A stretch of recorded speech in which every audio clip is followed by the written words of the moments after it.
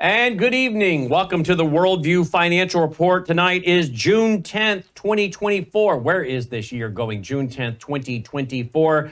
Joined again by my co-hosts, Michael Weiner and Wes Petes. Here's some of the headlines we're going to look at tonight. Economist Harry Dent predicts a stock market crash worse than 2008. He calls it the bubble of all bubbles. How about this one right here, folks? U.S. national debt hits an all-time high, $34 trillion, as CBO warns rising debt will reduce Americans' income. Of course, that doesn't count the off-record debt that puts us at over $200 trillion. Here's another one. Walmart store closures are a warning sign of retail apocalypse, with other chains also facing threat, so says one expert. And retail bloodbath, more than 2,600 store closings have been announced so far in 2024. Here's another one. 10,000 California fast food workers fired thanks to $20 minimum wage. I saw that this morning myself in my own personal research of articles today. And sure enough, I thought, well, there you go. We said that was going to happen. That this is what happens when you put this kind of burden onto business owners. This is not free market, folks. When the government mandates an hourly wage. I wrote about this in one of my books back in 2005.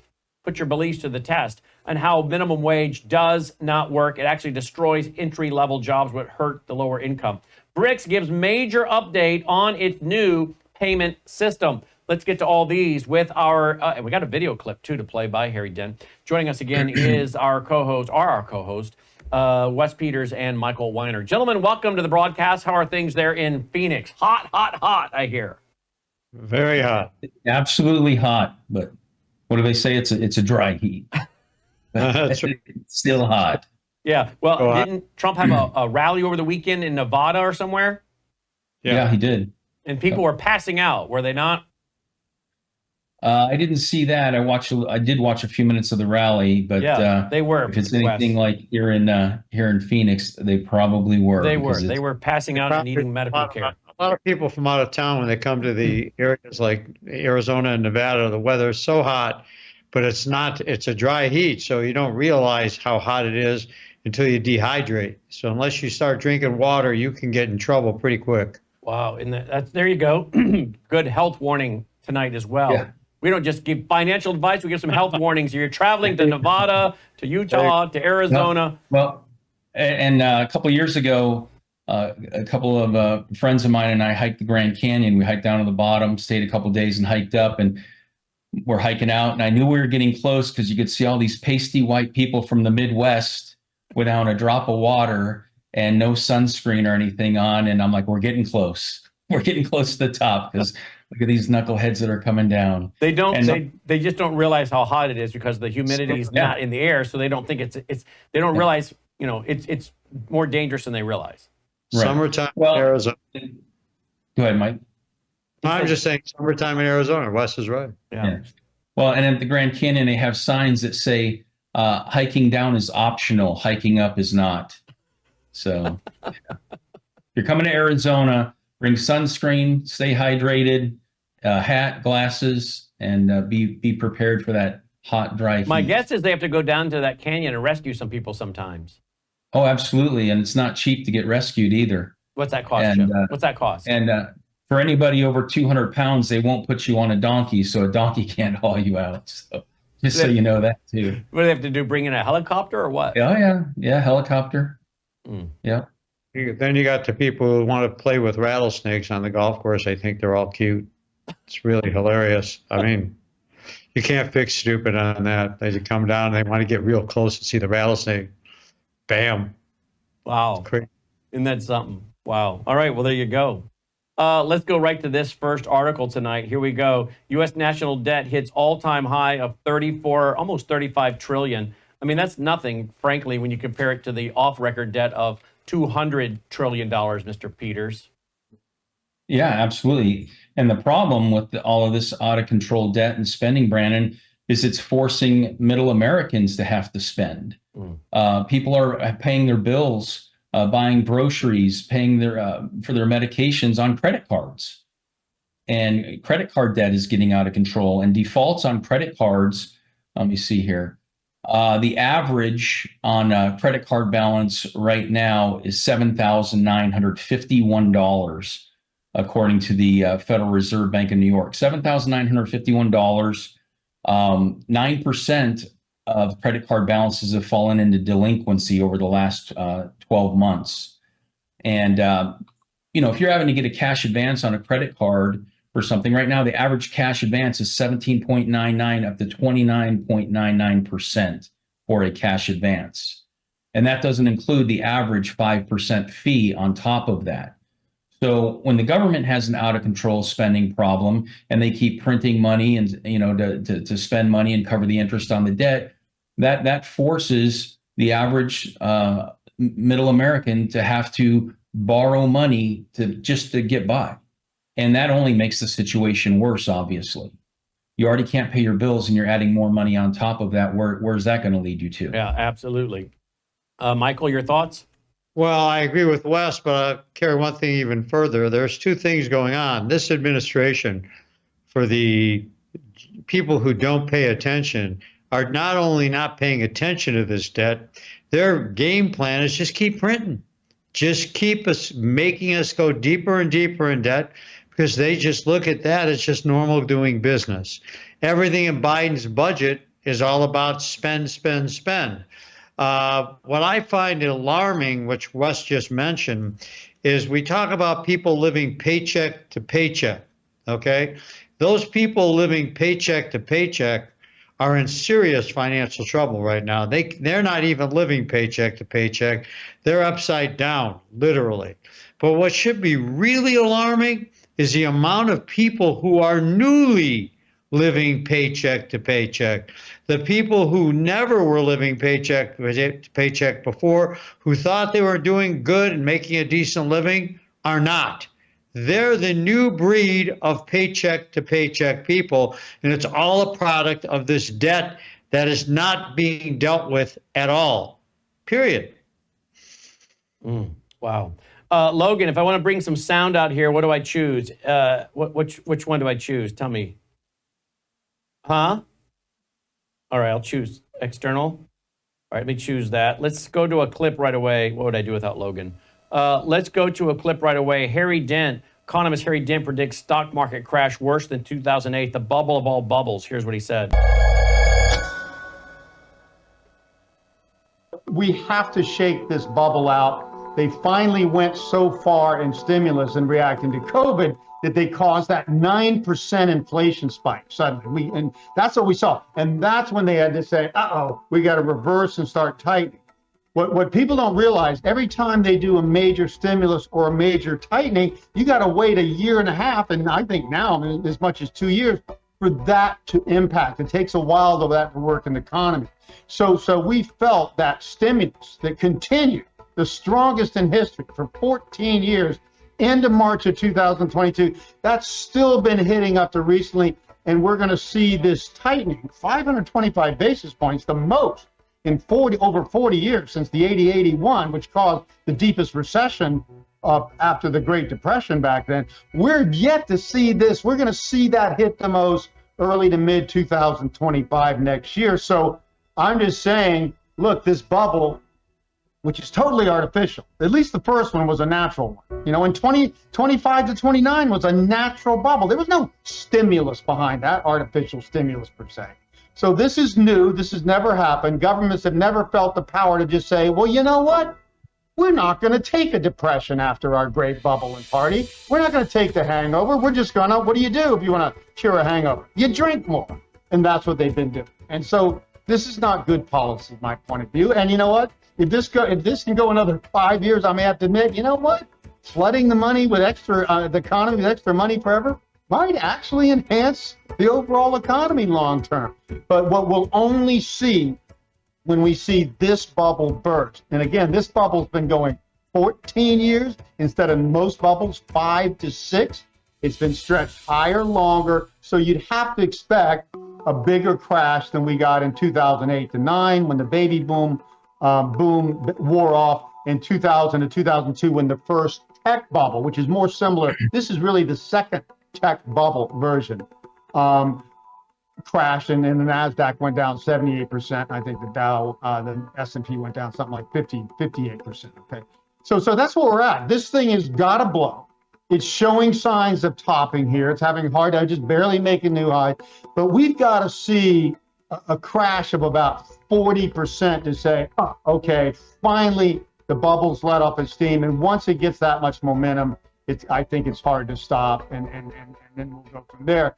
I'm just telling people, this is not the time to hold out for a little more gains. We've already gotten the longest bubble, the greatest gift. Everybody's house has gone up double or more what it should be worth. Everybody's stock portfolio has gone up double or triple what it should be worth because of all this stimulus.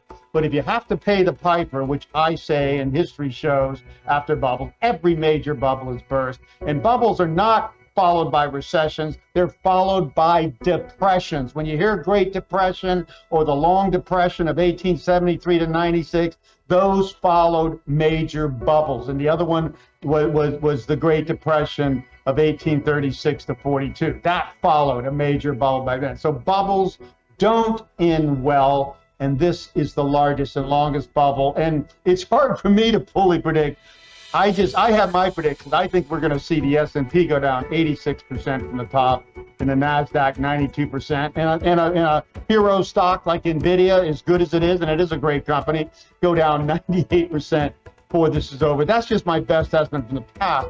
But we have never seen governments sustain an totally artificial bubble for a decade and a half and see what happens after that. But I can tell you there has not been one bubble, and this is far larger and longer, one major bubble in history that has not ended badly. Wow. How about that? An event. NVIDIA, he says it's going to go down 98%. Their stock split today and went from what, $1,000 a share down to $118 a share? Yeah, 10 to 1. 10 to 1. So some would say now it's time to jump in if you missed it last time. True or false, Wes or Michael? Michael? I think that people have been indoctrinated in this country to pay higher prices. That's why they lose. There's two fallacies. There's a difference between buying stock in a company and buying mutual funds. What lands up happening is most of the people who buy in NVIDIA are buying it through mutual fund purchases. And people don't know, when we talk to people all the time, Wes and I there's a big difference in owning a stock and owning a mutual fund. First of all, I don't agree necessarily in a 98% drop, but I do believe there's going to be a correction. It could be anywhere from 50 to 70% just because it's so oversold ridiculously. But mutual funds are nothing more than gambling. It was created for one reason, to generate commissions. So that's why when they sell it to you, it says low risk, medium risk, and high risk, common denominator risk. So when the markets drop, you all lose money. But mutual funds are simply pushing a bunch of chips in every day and hoping you win. If you lose, you don't own a stock where it can come back. You come back with less chips. And unless you go in the next day and win, you keep losing. And that's why some people who retire and are stuck into funds and they don't really understand what they bought find out that they've lost 30, 40, 50% of their equity and have to go back to work because that money they were making at one time is gone. Okay, Wes? Well, what if Harry Dent is only half right, Brannon, and the market's only go down half of what he's saying? That's still very significant. And he was saying 80% and 98%? Yeah. So it's like 40%, even if things go down 40%. And what else is interesting about what he was saying is how people's stocks, their home values have doubled. Their stocks have more than doubled or tripled. And not to try to time the market, take profits off the table and get on the sidelines. Again, I say this every day, the writing's on the wall. And, he's very aggressive in his projections there. But again, like I said, if he's half right, that's still significant. He said, what did he say? The S&P 86%, the Nasdaq 90%. Yeah, let me get there. He said, I think we're going to see the S&P down 86% from the top. Let's show this, guys. And Nasdaq down 92%. Right. And He something says else. that NVIDIA is going to go down 98%. Yeah, is from what our government is doing today, we're not going to see the results of that for another 12 months. Like he said, the middle of next year. So take a snapshot of where things are today. Look at all these retail stores that are closing. Look at how much it costs to go to Taco Bell, Burger King, and McDonald's to get a value meal. You can't get out of there. One person, you're spending 17, 18 bucks. There used to be a day where it was hard to kill a $10 bill at Taco Bell, but not nowadays. It's $17. And so if you think things are bad today, let's look out June of next year where we're going to be. Where are we going to be? Tell us where you think. Well, things are going to be significantly worse. Are we headed to hyperinflation?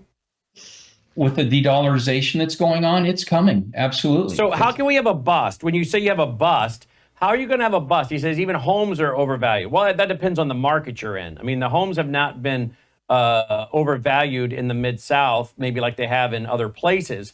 We just don't have that spike up. There's also a housing shortage in the Mid-South. We have lots and lots of renters here in the Mid-South, and so there's a huge demand for homes. So you can't make a statement, that's for the whole nation. I get that. But how do you have and I would only know what's going on in my market per se. I don't study a lot of other markets. But how do you know, how can you say there's going to be a bust or a pop in housing when if you have this bust, you're going to have inflation? Doesn't that mean the value of hard assets, gold, silver, houses, land are going to go up? Because it's going to take more dollars to buy them. So it may be an artificial increase due to the inflation, the decline of the dollar's purchasing power. But how do you have the housing market pop and your home become worth less when it's taking more dollars to buy things? You can't go build or buy the same existing house for less if the dollars are costing. It's taking more dollars to buy things, guys. Tell me what you think, Michael. Well, first of all, in 2008, when the crash occurred, housing market was almost non-existent. That's because so many people who own houses were losing them. The actual value of the house was still worth significantly more, but there was no market for anybody to buy it. It's like in 1979 when the interest rates went to 21% and inflation went to double digits, you couldn't get a mortgage. Mortgage didn't exist. Only thing you could do would be own or carry back, but that didn't exist. So it's not going to be necessarily a situation of housing prices and values going down, as buyers won't exist, because a lot of the people who have lived in these houses are going to sell, and a lot of older people who have houses where most of their equity is based in the house are going to take out loans against that equity to try to exist or sell their houses and literally downsize. It's going to be a very interesting phenomenon, something we've never existed in before, because people running this country used to be really Americans. People running this country right now are doing it in a socialist manner. So we've got 5 or 6 stocks moving up the entire stock market, as Wes is saying. And what about the rest of them? If you're in the rest of those stocks, you're getting your rear end handed to you. And it's the same thing of what's going on with debt. Debt is going up on all Americans straight across the board. And that's why I say there's a new level of people who are living paycheck to paycheck. So house value might not go down, but house ownership will be affected to a point that people's only final equity that they will have will be the equity that they have in these houses, and they will be borrowing against it, which will force values down because they're going to sit back and have non-paid debt against these houses. It's going to be foreclosures like we've seen before, and we haven't learned from what happened previously. Isn't that where you're going to have a lot of these hedge funds come in and purchase a lot of these from the banks, get them off their books, purchase them, and then turn around and rent them? Which goes to the whole world economic idea. By 2030, you will own nothing and be happy. You'll be renting everything. You'll be subscribing to everything. Everything will be a subscription.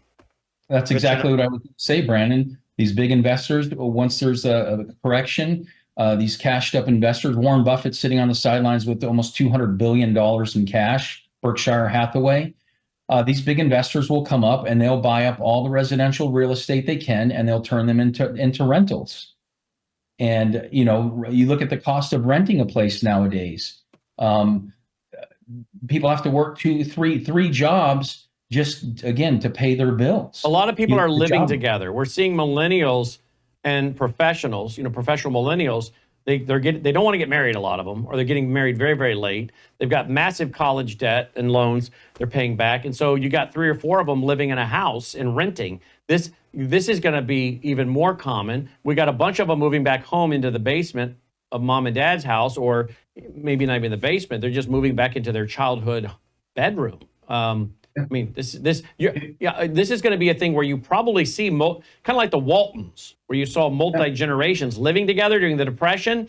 I would not be shocked if you see multiple generations living together in the coming days in America. Wes? Well, you can see it already. You're driving through residential areas here in Arizona, and a 4 or 5 bedroom house. There's 5 or 6 cars parked in the driveway in the front yard. It's like, who the heck are all these people? It's just like you said, friends that are renting rooms from one another, or the kids are 30 years old and living with their parents still. It's absolutely happening. Okay, let's move to the next one. Walmart store closures are a warning sign of retail apocalypse, with other chains also facing threat, experts say. We are seeing this. Again, how does this impact the buyer? How does this again, supply and demand? If stores go out of business and there's not as many stores, can't those that are still in business charge more for their prices, because you're going to have to now choose to haul across town, the other side of town, to go buy it? So and when these stores close, you're having less competition, less demand, less supply, higher demand for what's there, prices thus go up, right, Michael? Exactly. And if you remember what happened in 2008, I remember in Arizona walking around and seeing all these business closures everywhere. America's economy was not built on the Walmarts. It was built on these small businesses. And when small businesses start failing to the level that they did previously in 2008, the ultimate effect is not only higher prices, it's unemployment, it's debt, it's housing. It goes into the whole gambit economically. Realistically, watching Walmarts go out of business is nothing compared to you go to some of these shopping centers even right now in Arizona, and you'll see a whole corner of 5 or 6 small businesses gone. And these are ones that have been there for years just because they can't hold on anymore. These big companies are going to charge more because you got no other place to go to. These little small businesses created competition. When there's no competition, then you have monopoly. And then they can dictate to you what you're going to pay. Yeah, dude, they can. All right, let's go. Here's another headline. More than 2,600 store closings have been announced so far in 2024. All right, 10,000 California fast food workers make fired thanks to $20 minimum wage. Again, as I said in the introduction, I dealt with this in my book, Put Your Beliefs to the Test, back in 2005, dealing with the free market system. John Stossel warned about this years ago, that you cannot force this kind of thing onto business owners and think they're just going to absorb it. They've got to pass the price on to their customer, but if they feel their customer's already squeezed, they're not going to raise the price, they're going to cut cost. And again, here's what's going to happen. You're not going to hire an entry-level worker. What you're going to do is you're going to take someone who's a manager, assistant manager, who can do multiple jobs. You're going to put that responsibility on them to do more, and pay them their salary and ask them to do more. You're also going to automate. You're going to now bring in kiosk, whatever you got to do. But the whole idea of raising and mandating minimum wage is a socialist concept not borne out through the free market, what the market can bear. It also can suppress prices as well, of hourly wages as well, by the way. So it doesn't work. It's never worked. And we have seen where someone who has this done to them will choose to close. If it's done in a county might raise the minimum wage, and the guy has several pizza shops. Well, he may choose to close the one in that county and just do business in the other counties. They didn't do that to him. This is not a plan that works. We see it every time. Either they're that dumb, or they know it and they want more people on welfare programs so that they now can add them to the voter rolls and say, vote for me to keep your welfare program showing up every month in the mail. But this is a complete failure, but we all knew it would be, right, Wes Petes? Absolutely. Like you said, Brandon, everything across the board is costing more money. Workers' wages, if those employees have health insurance, that employer is paying more for the health insurance. Fuel costs have obviously gone up. So everything across the board has gone up. And so they have decisions that they have to make. And something I'd like to address too, going back to the Walmart, that could save them a whole lot of money if we would really crack down on crime. In 2021, Walmart lost $3 billion from theft. 2022, $6.1 billion to theft. In 2023, $6.5 billion to theft. They had to close 9 stores. Of those 9 stores in the last 12 months, 5 of them are in California. Of course. And So, that moron wants to be our president after a president depends, exits the stage. Here, look at this headline here. On the other side of the window, fast food has gone up an absurd amount. From 2014 to 2024, average menu prices have risen between 39% and 100%, all increases that outpace inflation during the given time period, 31%. McDonald's menu prices have doubled, 100% increase since 2014 across popular items, the highest of any chain we analyzed. Popeyes follows McDonald's with an 86% increase, and Taco Bell is a third at 81%. Menu prices at Subway and Starbucks have risen, but just 39% since 2014, the lowest among chains we studied. These are also the only restaurants where prices have risen by less than 50%. So to your point you were making earlier there, Mr. Petes, which my wife said this weekend as we were out driving around a little bit and noticed some of the restaurant parking lots were not as full. Normally in our town, the restaurants on the weekend are just packed. You can just count on waiting for a table. But as we drove around this weekend, we noticed some restaurants, their parking lots were not nearly as full as normal. And I don't know if that's because there was a big horse show in town, our Tennessee Walking Horse Show that we have every year, which Melissa and I love going to, and we did over the weekend. And so they were all at the horse show, or they're on vacation, or we don't know yet. But we'll watch next weekend. Let's see. Now that the horse show's gone, let's see if those folks have come back from vacation. What's going on? I'm starting to think, Michael Weiner, my wife pontificated, I think more people are eating at home. And I said, why do you think that? She said, because the grocery stores are more crowded than normal. So they're buying groceries and not eating out as much because of the food inflation in the restaurant. What say you, Michael? I totally agree. I mean, look at the old story of Hamburger Helper. The Hamburger Helper is going to be real popular again. And what's the cheapest meal you can get as a family, which is booming right now? Pizzerias. You can get a pizza, you can feed the whole family probably cost effectively, but how much pizza can you eat? I guess we'll find out. My better half picked up food the other day, last night, just a couple sandwiches, and legitimately that was it. And it was $38, 2 sandwiches, $38. And I mean, when you talk about stability and strength and all the rest, I know you were mentioning earlier, Brannon, about houses and the price of gold. The difference between houses and the price of gold is good luck selling it. Gold, you get liquid in right away. So people buy gold because they use it as an anchor and a security blanket. So when everything gets pulled out from under them, they can get liquid and get access to it. You own a house, could be worth $1 million, but it's only worth $1 million to whoever you can sell it to. And if you can't sell it to anybody, good luck. Exactly. Yeah. So sell whatever you can sell immediately. So that's why the government doesn't look at needing to be concerned about guns. I always said you'll sell your guns to eat. Yeah. Let's look at this last one. BRICS gives major update on its new payment system. Give me this one in 30 seconds, Wes. What's the new update? Well, BRICS, again, just another sign. I just want to share another article that BRICS is here and live and well and moving forward. And they're working out another payment system to expedite their settlements of their trades.